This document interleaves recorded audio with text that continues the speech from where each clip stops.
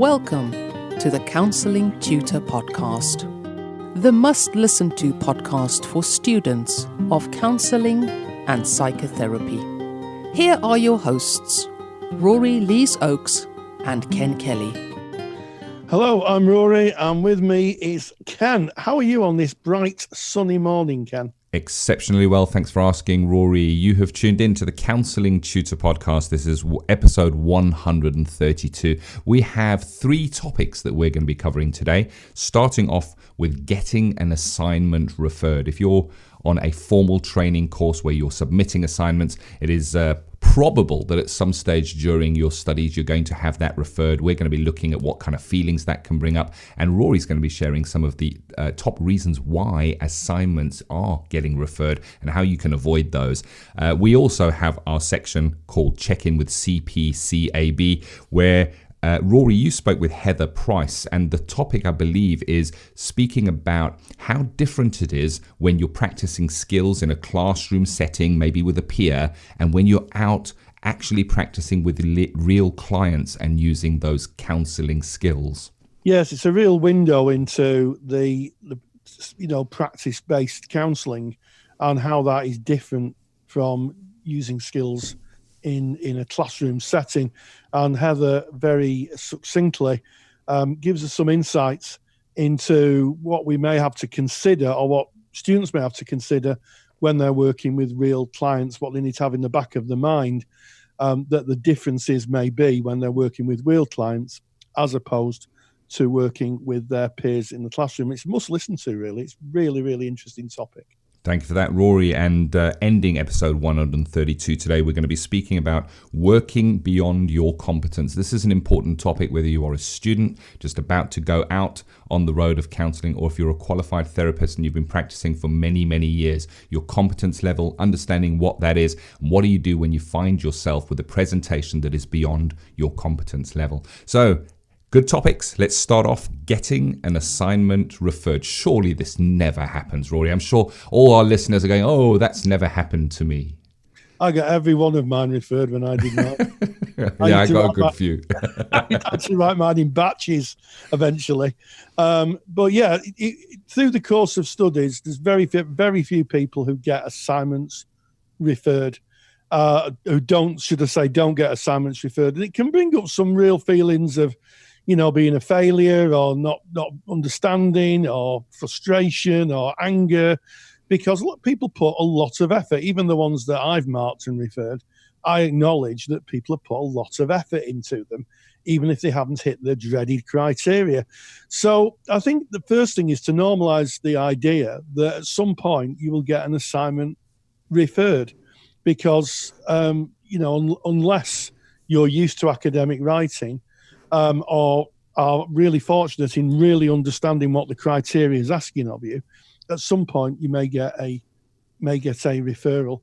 And I think there are some common reasons why people get referred. And of course, the first reason, Ken, is not answering the question, which is a classic case where there's a piece of criteria that asks you something specific and the person answers another question. Yes, no, definitely I can relate to it, having had some assignments of my own referred, and of course tutoring for a while and having a need to refer assignments on occasions. And I guess just a definition, if you're wondering what does refer mean, maybe you're not based in the UK and you use a different word. It's basically when assignment is put in and a part of that assignment doesn't quite hit what is required, and it's handed back and you're asked to revisit that assignment. And it's very different from a failure. So I look back to my school days and I would get tests back with a big F at the top with a big circle around it saying, try harder, Kenneth. And the referral is not a failure. But I know that when I had certainly my first referral, that it brought up the same feelings for me as a failure. I thought that I had failed. I thought that I had done it wrong. I thought that I was not good enough. And this is not the case. So it's about maybe understanding what a referral is, Rory. And I know you've marked more assignments than you've had cups of tea, and that's a lot. So share with us kind of a little bit more detail on what it is. That is saying something, Ken, isn't it? And and I used to get see me on my assignments, fail, see me, and in red. And of course, we don't know marks in red. When I did my teacher training, they forbid us to use a red pen when marking because it can bring feelings up. And you're absolutely right. And of course, what we're talking about here is transference, where people bring in maybe feelings from the past when they're educated at school, and bringing it into the here and now and getting those really uncomfortable child feelings. And the reason that people get referred is usually because they're not answering the question. And it can be very tricky with criteria. They usually ask things like examine or analyze or describe. And it's those words that really people fall down on. So if you ask to describe something, so describe a loaf of bread, and then somebody gives you a paper that's got a list of all the different types of bread, that's a list, it's not a description. So I think one of the things I'd say to people is when they get their assignments, look for what we call the kind of trigger Bloom's verb, which is describe, analyze, evaluate, and go to that first. Have a look what evaluation means or describe means. And as you move up the higher levels, so when you move from 2 to 3 or 3 to 4, or for our friends in Scotland from certificate to diploma, you'll be asked kind of more tougher questions that you'll have to think more about. So a list is the very basic that we're asked to do. Make a list. It's what you say to children, isn't it? Make a list, and they make a list. Then right at the end, you've got critically analyze, which is where you've got to draw lots of different information in to form a view of how you've critically looked at something in depth and made a criticism of it. And that takes a lot longer. So my top tip here is look at the verb. It can be describe, analyze, evaluate, discuss. Find out what that means first before you start your assignment. Yeah, if in doubt, ask your tutor to explain it and explain it again until you feel confident that you have that. We do offer at Counselling Tutor paid for service for students of counselling. It's called the Counselling Study Resource. And within the Counselling Study Resource, we have an extensive study help section where we discuss this in great detail, how to hit criteria, all of the Bloom's verbs, as you've mentioned, Rory, and how to understand what they mean. And you I think you hit the nail on the head where you said so often an assignment is referred not because the person doesn't understand the topic at great depth, not because they haven't given it their all, but just because they have missed the understanding of how to answer that question. And when you were talking about the describe a loaf of bread, if you were asked in an assignment, describe a loaf of bread, and then you went into the whole process of describing how the bread is made, whether that it's flour and yeast and water and that is combined together, you're 100% right. That is how bread is made, but that wasn't the question. The question was describe a loaf of bread. That would be the size, the color of it. Does it have seeds on the top? Is it spongy? So it's about understanding how that question is asked. And I guess if you do get anything referred and you've got something that comes up for you, the personal development group is a great place to take that in and share it and say, this is how I'm feeling. If you feel safe enough to do so in your learning institution. And another outlet for that would be our Facebook group, Counselling Tutor Facebook group. We have tens of thousands of students in there, and all the time people are sharing about their study journey and the difficulty of the study journey, as well as the wins. We celebrate the wins together, but it's so heartwarming to see so often where somebody will share a struggle they've had in assignment, a struggle they're having with their studies, and people will just pile in with understanding, recognition of what they're going through, and guidance and advice sometimes from tutors, supervisors that hang out in our group. And you can find our Facebook group just going onto Facebook and typing in the word Counselling Tutor. We're right there. Yeah, absolutely. No better place to hang out if you've got a referral or if you want any other kind of conversation about the world of counselling and psychotherapy. And in terms of getting a referral, some practical advice that I can offer is read the feedback. Anybody who marks an assignment should put in really solid feedback and have a look at the feedback and with the feedback, it should give you very, very strong clues on what you are missing out. Sometimes it's just the smallest of things. It's heartbreaking when you, from a tutor's perspective, to look at someone's work, look at how all the effort they put in, and just realise that for a couple of sentences that you have to refer them. It's really, really, really hard. And you have to do that because you have to keep up academic consistency. So read the submission and read the feedback. And the other thing is, if you have your documents on Word or any kind of word processing, as it used to be called, don't think you've got to rewrite your whole assignment again. That hardly ever has to happen. All that's probably needed for you to do is have a look at the feedback. You may have to put a couple of sentences in, or maybe references, but hardly ever does anyone have to rewrite their entire assignment. You know, when Ken and myself was at school, we used to write it with was it a quill and an inkwell, Ken? If you have a feather and an inkwell, it probably wasn't that old, but we used to have to write them. And of course, if you got your assignment referred or anything referred, you had to write it all again. It's a bit like a punishment. You know, not only have you got it wrong, but you've got to spend all that time rewriting it. And of course, you know, with modern technology, sometimes it's just a case of just restructuring a sentence or revisiting what the verb is. Is there enough description in there? So don't lose heart and remember that I think there's nobody, I don't know anybody who's never had an assignment referred. So there we go. That's my observation. Don't lose heart is what I'd say. Like it. So moving on from assignments being referred into the practicality of skills, practicing of skills with peers versus actual working with clients. And we're going to be checking in with CPCAB with Heather Price that you spoke to on this, Rory. Yes, Heather gave us some valuable insights on how to adapt your skills practice when working with clients, and the things that you may not think about. This is the key thing. Things that come up that you may think, I didn't really think about that, because you're so used to working in an environment where all your peers know the rules. Little things like, stopping on time. You know, if you're doing skills practice, most people, certainly when you get to the higher levels, will set their own time boundaries, even if they're the speaker. So they'll stop on time. Clients don't. Sometimes you have to kind of interrupt, which can feel quite kind of rude and not kind of therapeutic. But sometimes you just have to stop people just so you're getting an understanding of what they're saying. But Heather outlines it wonderfully. So let's have a listen to Heather. Check in with CPCAB. Hello, and we introduce Heather. How are you, Heather?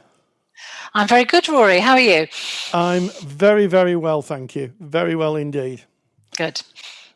So today we're going to discuss role play versus real play. That's right. Yeah. So it's quite a big thing, isn't it? Because doing skills in a class is totally different to doing it in front of clients. And I think that there's a huge difference, and there's some things that sometimes don't become apparent. What's your view on that? I think overall there's a place for both, because sometimes certain client situations, let's say, don't always present themselves through students in a class. So they might not be having the opportunity to practice with some content. So that could be introduced as a role play by the tutor. But equally, a lot of students say, I don't like acting. I don't want to do role play. I want to use my own real stuff. So there's pros and cons, I think, really.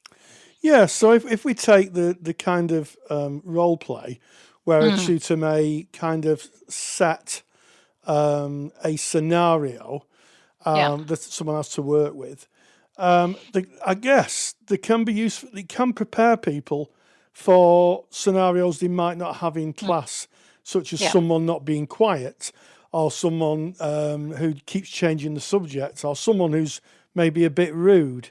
Yes, yeah. or keeps crying, or is very angry, or has a certain situation, like say is going to take their own life, that sort of thing might not come up in their actual client work, and it probably won't come up in class. So there can be a good space there to have a role play on those particular scenarios. Yes, you've given two really good examples of things that may never come up in client work. And one of those is someone who may be thinking of taking their own life, which is something that every student should really be prepared for, really. Yeah, they should know how to deal with that. So practicing through a role play example might be a good way of doing that if it's not come up in their actual client work. And I think another one that comes to mind is child protection issues, child safeguarding issues. They might not always come up in the student's actual client work, so they could come up through role plays. Yeah, absolutely. And I think you've made a really good point, because sometimes, as tutors, we have to hope for the best and prepare for the worst, is what I used to say to my cohorts.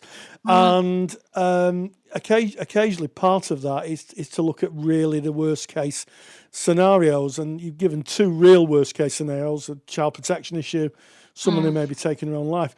Are there any disadvantages, do you think, to role play? Well, I think the students generally tend to say they feel they can't get into the emotions quite as well as if it was their own stuff that they were talking about. They have to perhaps imagine more what that person might be feeling as the client. But in my experience, I think if they look upon the role play as just being a framework for a skills session, most people can call on their own emotions, even if they've not had the same scenario. There's usually some depth of feeling there that they can call on, put it into that scenario, and make it as real as they possibly can. So their trainee who's playing the counsellor has still got something kind of meaty to work with, if you like. So I think that's what they would say would be the disadvantages. It's harder to get into the actual emotions. Yes, and sometimes people might run out of backstory as well. Yes. Trained actors are really good at creating a backstory for the characters they play. But, unless you've got someone with thespian tendencies, maybe, you're training someone, you're absolutely right. It's hard to hit those emotions. But I guess in terms of, worst case scenarios, what we're really teaching the students is assessment, making a risk assessment, assessing risk, thinking about the procedures that they need to work with, the law, policies and procedures. So this really is kind of practicing for when the worst situation happens. It's the assessment tool more than anything, isn't it? Yes, knowing what to do, who to refer to, who to go to, that kind of thing, as much as working with the actual emotions of the person. But then I also think that at level 4 particularly, then students should know how to get into someone else's frame of reference for a short time. So if they've got a scenario, then imagining how that person might feel, as if they were working opposite that person, shouldn't be too difficult, really. Yes, I mean, I can think of some people who I taught who did role plays around inventing things, and they kind of ground to a halt in some cases. I was observing one where someone was obviously role playing, and the person who was working with them just ground to a halt. She said, "I just don't know who this person is," and it was because I suspect that they were working with something that wasn't real. So that's something to be thought about, I guess. But also perhaps outside of their experience, so they didn't really quite know what to do with the role play. And sometimes they don't always know in which direction to take it. But then that also happens with real play, where students can be using their own stuff, but actually go off at a tangent or go maybe much deeper than they intended to. And then it's working outside of the competence of the trainee counsellor. So it can kind of happen with both sets of skills practices, I think. Yes. Do you think there's any disadvantages about working with real material that students bring? Anything that we need to be, tutors maybe, or even students need to be thoughtful of? Well, I think if they're not prepared at the beginning of a session to bring their own stuff, they can sometimes find they come out with something which is maybe uppermost in their mind at that time, but where they can easily feel very vulnerable because they perhaps haven't thought through, what's this going to be like when I start talking about it in this, and it's a make-up session, but it's my own stuff that somebody else is dealing with. How's that going to feel? And because they get to know their classmates really well, they can sometimes be tempted to perhaps go more deeply than they perhaps maybe really should. So the trainee counsellor can't really work with that, or they get themselves into deep water and then think, oh, I wish I hadn't disclosed all of that in my training group. So they perhaps need to be prepared. And I think also sometimes I used to find that the students might think they've got several different issues going on, but actually quite a few of them run into one another, and it tends to be much the same issue week after week. Yes. Which then is not very good practice material for other people. Yes, and I guess it's at times like this where the astute tutor may be taking the students on one side and saying, I've just observed your skills, the person working with you, and, you seem to be talking about the same issue. Have you ever thought of accessing your own therapy? Yes. Well, yes, there is that. Absolutely. Yes. Yes. Yeah. But it can be quite useful if tutors prepare the students beforehand and ask them to write down things that are uppermost in their mind that they've got some emotional attachment to, that would be in keeping with the level that they're at in their training.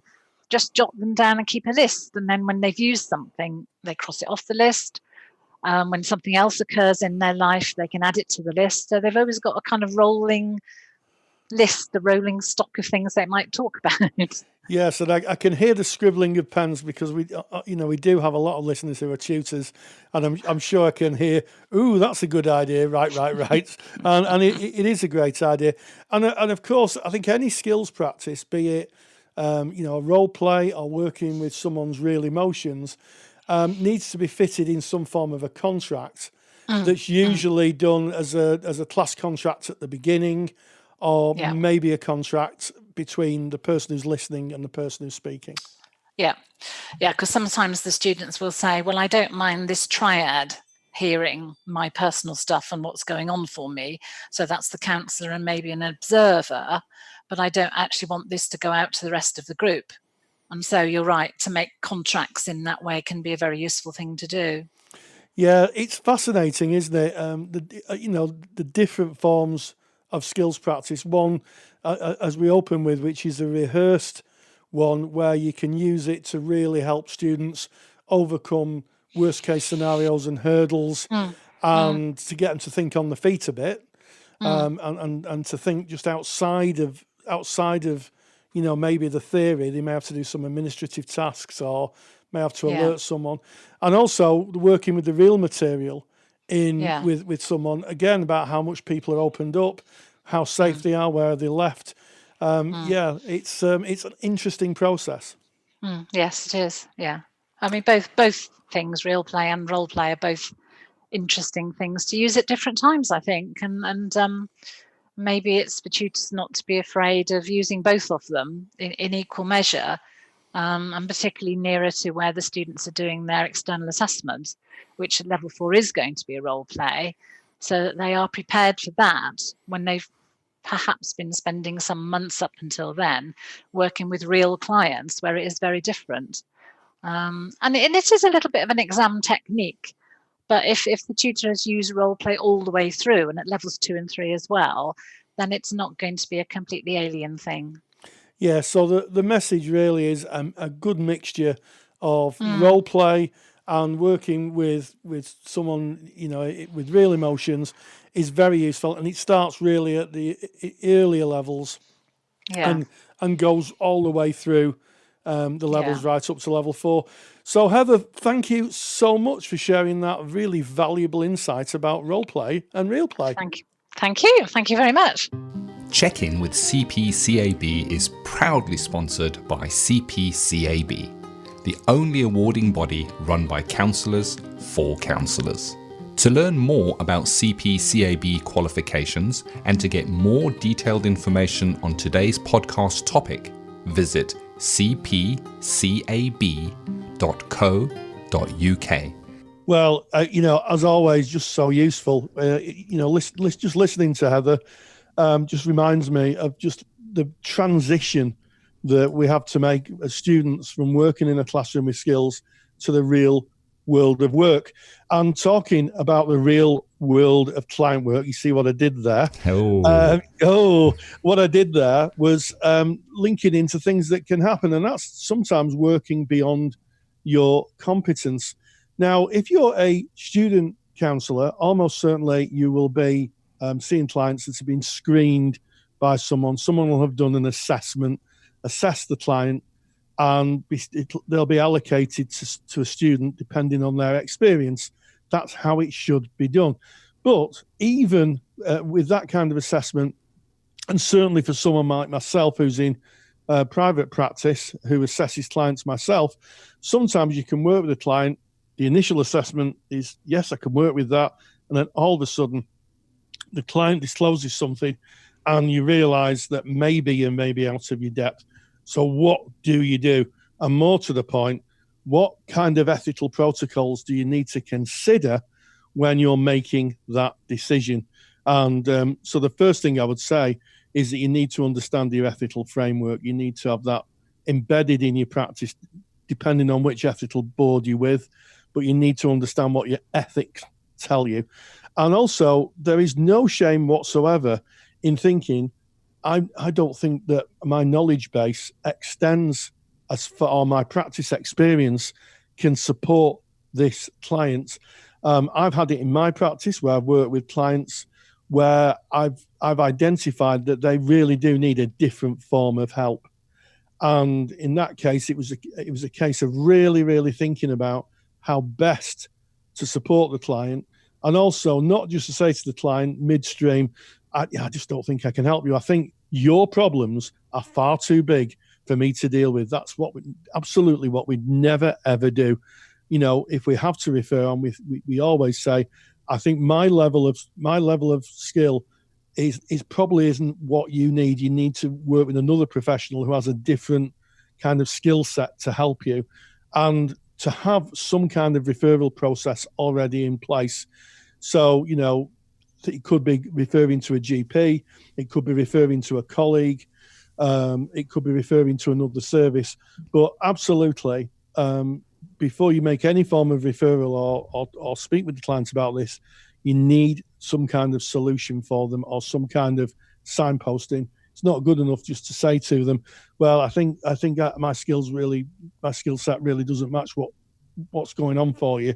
Come back next week and I'll try and sort out something for you. That isn't, the client will go away thinking that they can't be helped, that even the counsellor or the therapist has been defeated by their problems. If their problems are that big that the counsellor can't help them, what hope is there for the client? So you might need to consider that. But also, in some cases, if your level of, if you find yourself not understanding, you may be able to gain CPD. And this is crucial. CPD is a big part of what we do as therapists. And it's certainly a big part of my practice life. I spend a lot of time studying and doing courses and speaking with other professionals and reading periodicals and all sorts of things that make up CPD. And sometimes you can, if there's something you don't know, you can find out about it just very quickly. And that's the balance. If the client discloses something, maybe say it's about drugs, clients using some form of street drugs, and you're not sure what that is, you can, between now and the next week, look that up. That's CPD. Have a look, go to an authoritative website, or speak with a colleague who may be experienced in working with people with substance misuse, and you can get a really good insight, and then you can work with the client the next week. So it is a balance, and it is really working out, I think, in your mind, can I learn enough, while working with this client to be able to support them, or are the client's difficulties something that another professional really needs to get involved with. And it's something that should be on the top of your thinking, I think. Yeah, it's an interesting topic, working beyond your competence. I guess the first stage of that is understanding what your competence is. And as you say, Rory, doing regular CPD, updating yourself, learning about different kinds of presentations. But there's also, for me, as you were kind of going through that, there's an area of greyness here, and I recognize this from being a supervisor, seeing supervisees who might bring a client in and say, "Oh, I don't think that I can work with this client," and they will explain why they don't feel they can work with this client. And in hearing their explanation, it is not a client that is outside of their competence. It is a client that is outside of their comfort zone, or they're feeling feelings of incompetence. They're feeling imposter syndrome maybe with this client, because the client is maybe saying to them, but I'm here for answers and you're not giving me any answers. And there might be a person-centered therapist. And if that knee-jerk reaction is, "Oh, I need you to now refer you to an active directive therapist because I'm non-directive," that's not always in best service of the client. So a good rule of thumb is, unless it is an obvious one, unless something is glaringly obvious, it is something that you can take to supervision. Go and discuss it with your supervisor, get a real perspective on it. And as Rory has suggested, do some CPD on the presentation and look, can I work with this? Is it ethical? Look to the ethical framework. Is it ethical for me to work with this? And then go back in. And the reason I suggest this is because very often in counselling, the relationship is the vehicle, really. The relationship is difficult. Sometimes a client will come in and it's difficult for them to trust, and it takes time. And I guess if somebody comes in and on their first session they mention something that you obviously see you can't work with, it's not that difficult to say, that you've presented with today, I don't feel I am fully trained, but I've definitely got a colleague who might better fit for you. That's going to be a lot easier on the client because the relationship has not built. The client has not shared maybe deep secrets or parts of their past with you on a level that is deep and meaningful, opposed to if you are 6 to 8 sessions in with this client and a client brings something and you've built that relationship. Because I get it that we have we do have an ethical obligation and we must refer if we are working outside our competence. But at the same time, we need to be mindful of the relationship and what that means to the client, how disrupting it can be for them emotionally. It's tricky, and it's worth having a think about that. Absolutely. And I think probably a lot of people are listening now thinking, well, what kind of examples, Rory? Well, I'll give you an example. You may be working with a client who says, I'm really lacking motivation, and you work with them for 4 or 5 sessions, and then they disclose to you that they're using huge amounts of cannabis every day. And of course, we know that with cannabis, one of the things that happens is that people can lose motivation, and also there's a strong evidence that people can become quite paranoid using the very strongest strains of cannabis, and that would lead a practitioner into a bit of an ethical situation, because is it the cannabis use that needs to be addressed first? And if it is the practitioner skilled enough to be able to work with the cannabis use? And also, and this is the key thing, does the client want to alter their use of cannabis? Because it might be they don't want to. It might be they say, well, I'm fine. So you might have to find yourself in a conversation where and I've had this conversation many times as a practitioner, saying what you're telling me about your cannabis use would indicate the reason why you feel the way you do. And maybe if you reduced or stopped using cannabis, you would feel better. And I know as a therapist that you can do any intervention or, work with someone very empathically, but actually it may be that they need to address the drug use first and then look at the issues that are in their life. And that's a very tricky balance. And as Ken rightly pointed out, you need to take supervision and, have a reflection on what your strategy may be to work with this client. And if you need to refer on, how are you going to do it? And it's that how. Well, first, just touching on the example you used there, great example, Rory. And if you look to drug workers and you look to drug rehabilitation, the work in drug rehabilitation is that the drug use is addressed first, and only after that, that's called primary treatment, and then there is secondary treatment that after the drug use has been addressed, and that would usually be a 3-month addressing the primary cause, the drug use. Then only would secondary treatment start looking at the emotions and underlying reasons that the person finds their life in chaos and kind of putting the pieces back together. So great example there.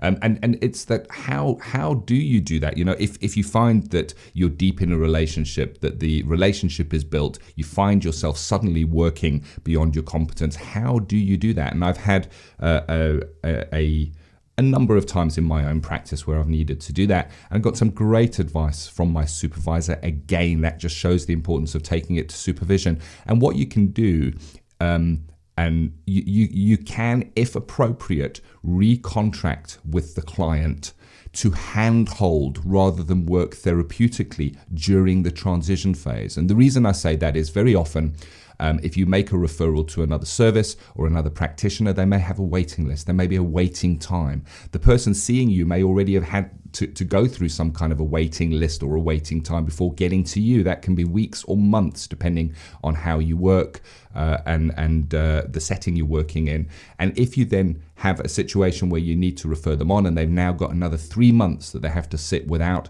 any kind of contact from anyone, it's almost like that connection they had has been cut because they now have this factor to their presentation. If appropriate, where you can, obviously it would need to comply with your agency rules and regulations, you can do hand-holding. And I've certainly done that with a client who presented. Something came up that was quite clearly out of the realm of counselling and psychotherapy and needed mental health practitioner to step in. There was a waiting list, and I was able to be with that client, not in a therapeutic way, just in a hand-holding way, so they had someone to be with them while they were waiting for that waiting list. And it was very, very useful. It was interesting, you know, when we deliver therapy, and clients will often come back and say how that changed their life. Just the hand-holding, just being there, Rory, was so therapeutic, even though it wasn't therapy for this client, and they really appreciated that.